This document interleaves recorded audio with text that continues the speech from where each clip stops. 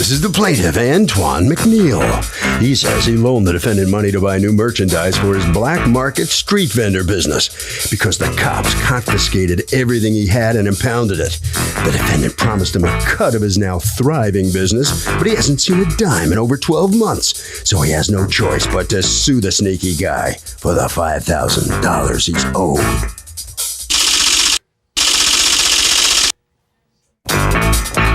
This is the defendant, John Blockson. He says the plaintiff invested in his street stand, but it wasn't making any money. A few months later, he regrouped with some other investors, is now doing well, and the plaintiff thinks he's entitled to a cut? Ha! He hasn't spoken to the guy for 7 months, which is crazy because he's married to his sister. He's accused of being a shaky businessman. All parties, please raise your right hands. Be seated. Come to order, please. Litigants have been sworn, Your Honor. Thank you, Douglas. You're welcome, ma'am. Okay, Antoine McNeil. Yes. You are suing your sister's boyfriend or sister's husband? Sister husband. Sister's husband, John Blockson, Yes, Your Honor. for $5,000. You say you're actually owed more than that. You say you're actually owed $6,000 on an investment that he promised a return on, and that did not happen. Tell me what's going on. All right, last summer on August 25th, around that time, John called me, and John said that he needed $300 because he was arrested for something for selling his tapes or something like that. How do you get arrested for selling tapes? He's selling black market tapes. Oh, bootleg tapes. Exactly, and that he spent the night, in jail, and that he was there for about a week or two.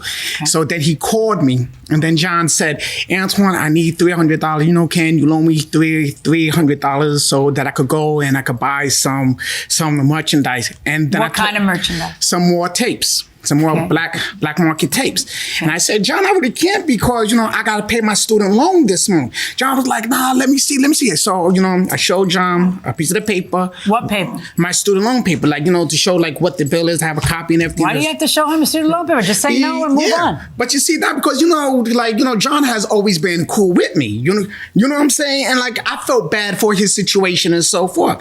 So John asked me for the $300, so then I gave to him. But before I gave it to him, I signed an agreement with him because I said, John, I really need this because I got to pay off my student loan. So John said, that he will, pay me $600 a month just to help Wait, Antoine. but this is a loan or an investment? A loan. It was a loan. He said, then it's usurious. You can't charge $6,000 for a $300 loan. No, this is what he did because what John said was that if you give me $300 starting next month on the 25th of September, I will give you $600. I will double it just to help you out with this student loan. A month. So you were charging 1,000,000% interest on the $300 to make it $6,000. I didn't charge it. John wanted to do. I said, John, you could just give me the $300. You could just give me back, or you could just double it with the $600. John said, no, Antoine, trust me. I want to help you out. That you give me this, I will do it for 1 year. And then, I said, okay, then because you're such a nice guy, you said exactly. Okay. But before we did that, Your Honor, I said, you know what? And this was to buy counterfeit tapes. Whatever he did with the money was on him. He just told me that he needed the money. So this is the agreement you guys signed. Exactly. Okay. I, John Blockson, have received $300 from Antoine McNeil on Wednesday, August 25th. Who authored it? Who wrote this? She did. You did. To invest in vending merchandise for sale. As a result, Antoine McNeil will receive $600 a month from John Blockson beginning September 25th and every month thereafter with the exception of the months of February and March due to weather conditions until September 25th, 2011, or unless this contract is renegotiated. Okay, so go on. So after that was done, I waited until... What is the relationship between you two? Dude, my girlfriend. Okay, go ahead. All right, so September 25th came. I'm thinking okay, I'm going to hear from John. September 25th, didn't hear from John. I said, okay, maybe something's come up. October 25th.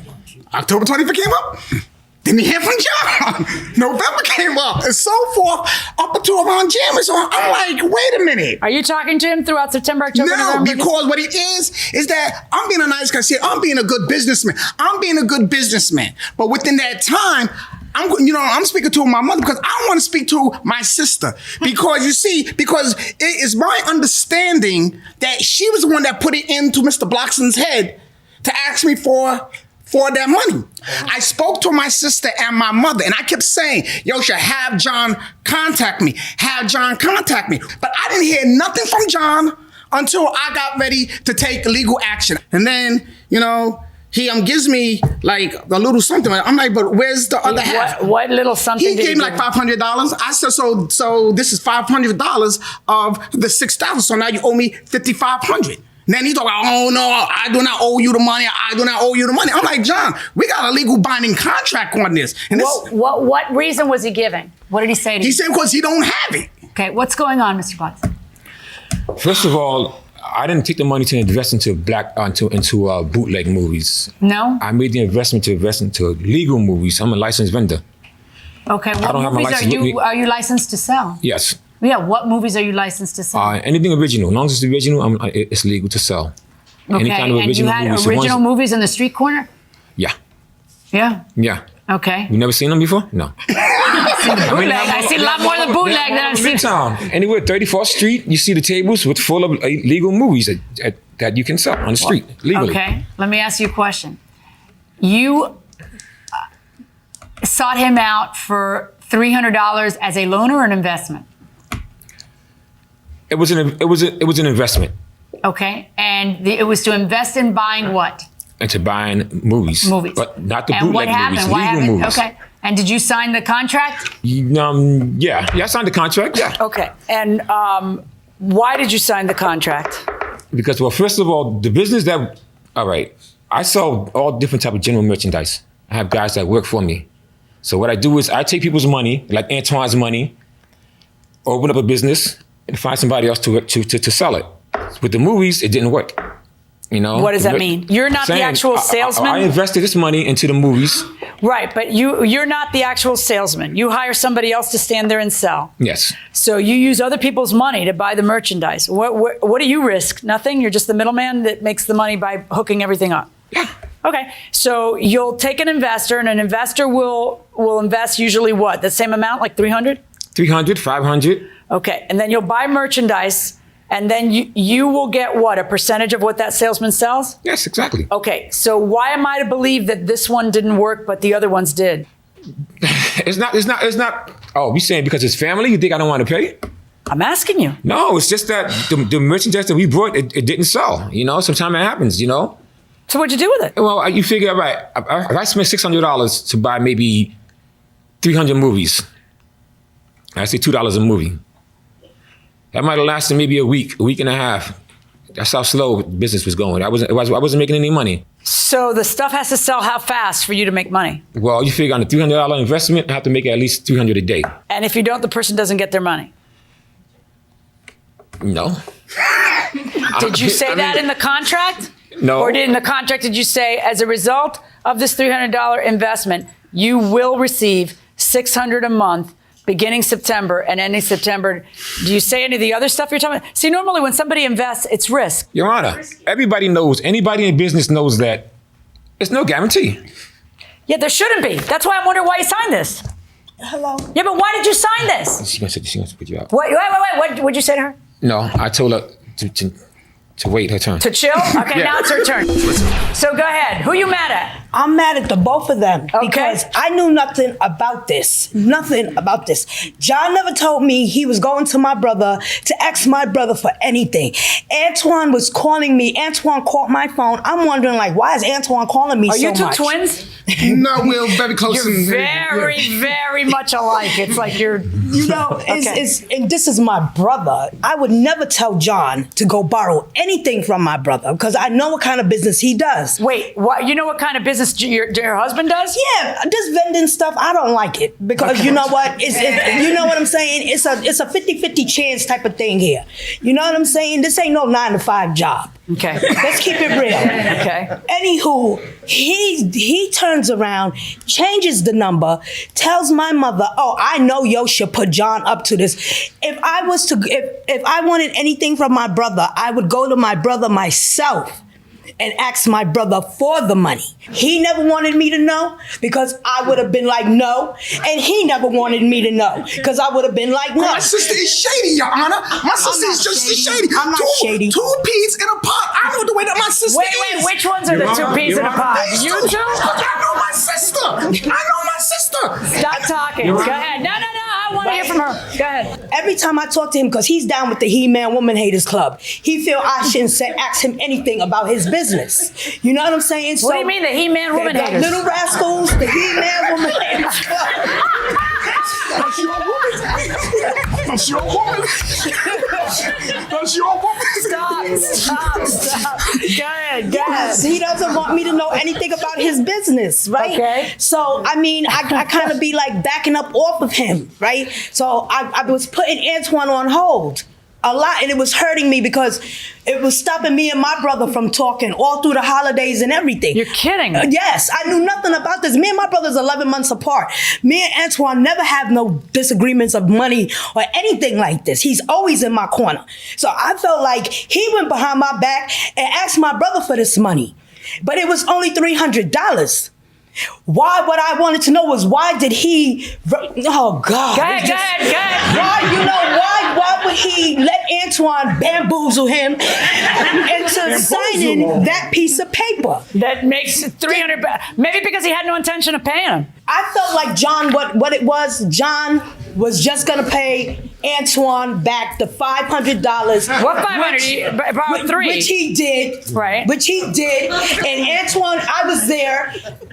We all had lunch. Your Honor, when they called me, because I didn't hear nothing. Now, first of all, I gave them the $300 because knowing the shiesty person that they are, and I know what Can John I was just doing. ask you a question? How do you know these are bootleg videos? Because at that luncheon, John said that he had the legal bags. And how can it be a legal movie when you're paying $2 a video for it? Exactly. And then he said that he had his bag under it. When the cops came to look at the thing, he had the other bag, and that's where he was making all of the sales because those was like $2, and these are the legitimate ones. And then he said when the cops went to get it, he had asked was somebody here to watch it. He said, yeah, that man there. And then when the cops looked, he ran.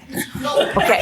And then he was running down the street with, without a shirt on because he was afraid of the cops saw him. The man with the gray hat, the green jeans. So like he had to take off half of his clothes and running down the street naked. Does that sound familiar? Yeah, but why would you tell me that sounds familiar? Yeah, that's true. What happened? Tell me what happened. All right, yeah, he was. I was with his money. I was selling bootleg movies and original movies. Okay, I should have just been selling one, but I wasn't because I was selling original movies. They were selling real slow. The original movies don't sell for. You don't buy original movies for $2. I don't care how old they are. Oh no, yes you do. No, Yeah, look, you can buy. do you think I was born yesterday? You got a bunch of original movies up front, and then you got the. Your Honor. Exactly. We both know. You're talking to someone who was born in Queens. I've lived on and off in New York all my life. Come on, seriously. I paid $2 each for my original movies. So what happened? Did you get busted or did they confiscate it? What happened? So I was selling the movies and the police came, and